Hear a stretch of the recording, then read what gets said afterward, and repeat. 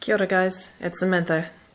I wanted to do a presentation today on sharp blades and how they relate to medieval fencing. So what I'm going to do is I'm going to show you how a blade cuts, how to safely grab the blade, and then how that relates to a sword.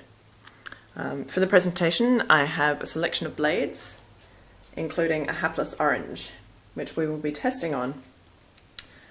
So the thing about blades is that they only cut when they're moving. The reason that most people don't know this is because generally you don't use sharp knives in your daily life. You might have a steak knife in a kitchen or a kitchen knife, but often these are not kept that sharp and you only use them occasionally. I'm lucky enough to have worked with them quite often in the film industry, and for many years I was actually working with sharp knives every single day for my job. Now, the thing about a sharp knife is it is quite dangerous, so please don't be an idiot and try this at home. I don't want to hear that people have cut themselves unless you actually do know what you're doing. So, sharp knives. This is a really common type of knife. This is a blunt kitchen knife. This is used for spreading butter and all that kind of thing. As you can see, the edge is quite smooth, and that's actually not going to do much to our hapless orange here. So pressing this onto the other knife, onto the orange, is going to be ineffective even if I roll it.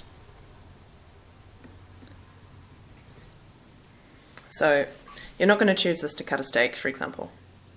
A steak knife. Now the difference between this and the other one is that this has really pronounced teeth.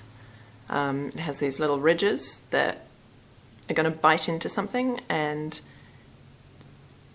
as you can see, they're not actually just cutting me like a lightsaber. My hands are all shaky because I've had lots of Red Bull and coffee. So this is going to be giving me a little bit of a prick, but it's not going to cut my finger. And you know, even if I gently rub my finger across the top, again, the only result is I get a little indentation. And this is the basis for all knives and anything that's going to cut something else with.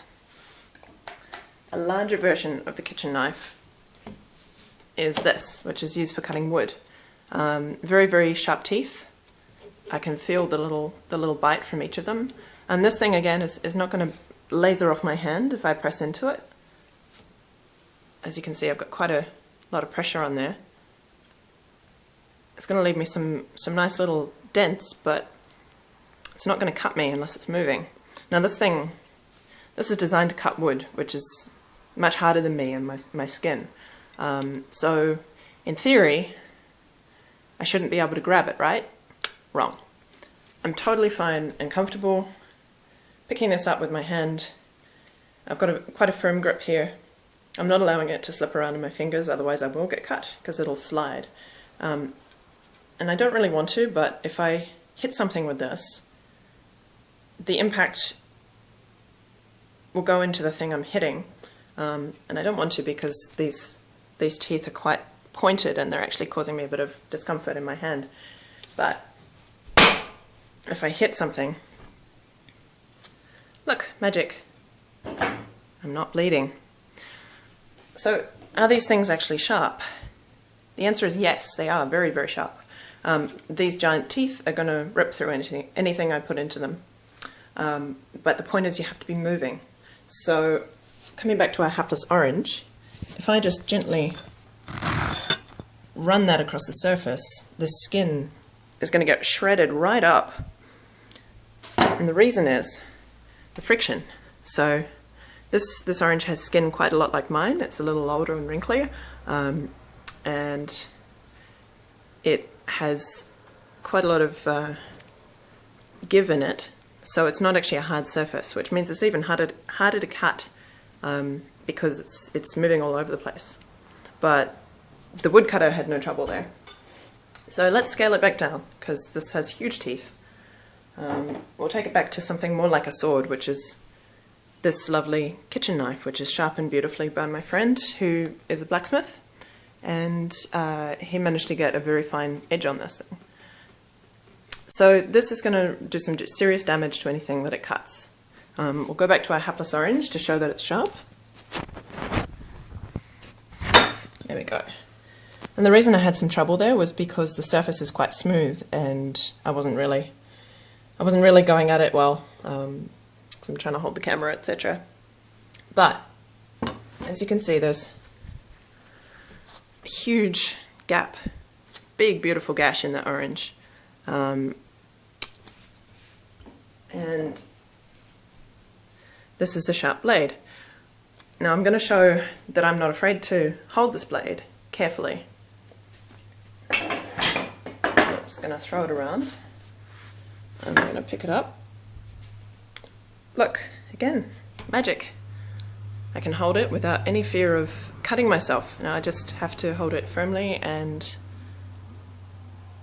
in a way that is going to be securing the blade and causing no friction. If I hit something, no blood, nothing. It's the same blade that I used before. Don't believe me? Again, let's see if I can do it better this time. Nope, my cutting is rubbish. There we go. Sharp blade. So this goes back again to the reason that a blade cuts is because it has teeth. And this has tiny, tiny microscopic teeth, a lot like that saw that I showed you. And this is the same as a sword. So when you see the fencing manuals showing people picking up swords along the blade, the reason they can do that is because the blade only cuts you when it's moving. Now there were a lot of blades that weren't sharpened all the way down to the end, but the arguments that people have about medieval swords weren't sharp, that's completely ridiculous, because why would you carry around a 2 foot to 3 foot long knife if you're not going to use it as a knife? Why not just carry a crowbar or a pointed stick like a spear? And there were certainly those tools for purposes such as busting into armor, and the later medieval swords were specifically for thrusting and leveraging their way into a person through the gaps. But in many of the fencing manuals, you see people grasping the sword and doing things like the murder stroke, where they bring the sword down on the head of the opponent, or even just holding the sword in a two-handed wrestling. So I haven't seen anyone do a presentation with sharp knives on the internet where they actually hold the knife and then in one take will cut something. So I'm going to up the ante a bit. I'm going to take this charming tool, which when I worked in film was called the weapon of choice because so many people had accidents using this. It's a box cutter, also known as a tajima or an alpha blade. These are Japanese blades. They're super, super sharp. They're wonderful for cutting anything and then disposing the tips, and we use them all the time. So this thing I got pretty good with. I'm going to hold this in my hand and then I'm going to cut something with it. Just pop it down so I can safely grab it. Look, sharp, very, very sharp. I'm not afraid to touch this because I'm not letting the little tiny teeth cut me by moving across my fingers. So, same blade. I'll leave the hapless orange alone and get some paper this time.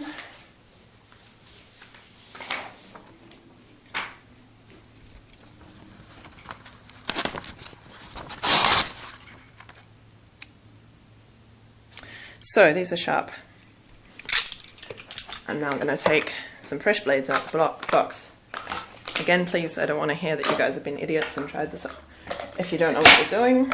So, fresh tajima blades, they've even still got the oil on them. Now, I'm happy to hold this in my hand. As you can see, I've got no blood coming out of my fingers. It's a very, very sharp blade.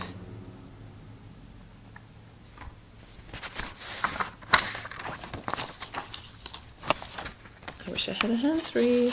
Ah, there we go. So, hopefully guys, this shows a little bit about why medieval fencers were able to grab the sword and hit other people with it, not just using the hilt. And I hope that this will inspire you to learn more about the tools that you're using when you're doing your historical European martial arts studies. And I hope that you all have wonderful journeys in swordsmanship. Alright guys, cheers.